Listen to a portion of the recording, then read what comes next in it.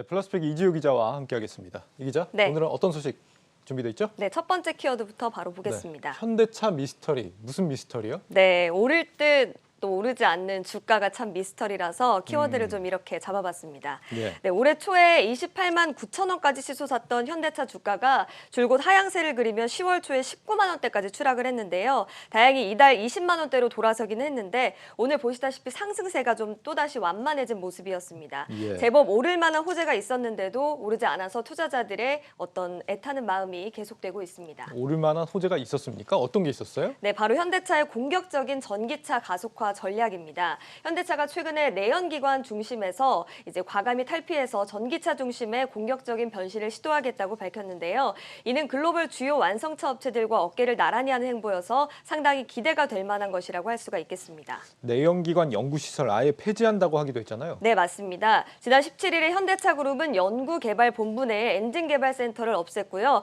전동화에 집중하는 형태로 조직을 좀 개편했습니다. 또 파워트레인이라는 그 팀 부서를 전동화 개발 담당으로 바꿨고요. 또 엔진개발센터를 폐지하는 그런 방식을 취했고 배터리 개발센터를 신설하는 모습이었습니다. 예. 여기서 말하는 이 전동화라는 게 정확히 어떤 의미입니까? 한마디로 전기로 구동하게 만든다 이런 게 전동화라고 볼 수가 있겠는데요. 예. 화석 연료를 쓰는 내연기관 엔진이 아니라 전기 에너지를 이용하는 방식으로 전환한다는 그런 얘기입니다. 그 현대차 올해 판매 실적도 나쁘지 않았다고 하고 말이죠. 심지어 이런 이 전동화 계획까지 내놨는데도 주가가 잘 안 오른다. 이유가 뭘까요? 이유는 현대차가 이번에는 진짜 바뀔까 하는 의구심이 있기 때문으로 풀이가 됩니다. 네. 실제로 현대차는 급변하는 자동차 트렌드에 사실 소극적으로 조금 따라가는 행보를 취했다 이렇게 볼 수가 있겠는데요. 밸류에이션의 핵심 변수라고 할 수 있는 전동화 속도라든지 계획이 상대적으로 다른 차 업체에 비해서 느렸던 것이기 때문입니다. 네. 연초만 하더라도 현대기아차는 GM, 폭스바겐, 테슬라의 뒤를 쫓는 업체였는데 현재는 GM, 폭스바겐보다 뒤처진 포드에게 추격을 허용하고 있는 상황입니다. 이 매스컴에서 주로 듣는 느낌은 굉장히 이 전동화 속도가 빠른 것처럼 느껴졌는데 실제로는 좀 아닌 부분도 있나 봅니다. 네. 그런데 이 내연기관 개발 시설 폐지라는 것은 굉장히 어떻게 보면 공격적인 전환 시도인 걸로 보이는데 네. 그럼에도 불구하고 이렇게 의구심만으로 주가가 안 오른다는 게 맞나요? 여기에 한 가지 더 이유가 있어서 좀 준비를 해봤는데요. 네. 이런 공격적인 전환의 성과물들이 기대에 못 미치면 어떨까 하는 의구심이 또 한 번 작용을 하는 건데요. 장재훈 현대차 사장은 최근 미국 자동차 전문지 오토모티브 뉴스에서 현대차 그룹이 2026년 전기차 목표 170만 대를 상향할 것이다 이렇게 밝혔고 또 미 전기차 생산 설비 확충을 위해서 74억 달러를 투자하겠다 이렇게 밝혔습니다. 네. 하지만 이건 인터뷰에 좀 불과한 상황이고 현대차 그룹의 이전 목표는 2025년 100만 대 초반이었고 이는 전기차 시장에서의 점유율 6%에 불과한 상황인데요.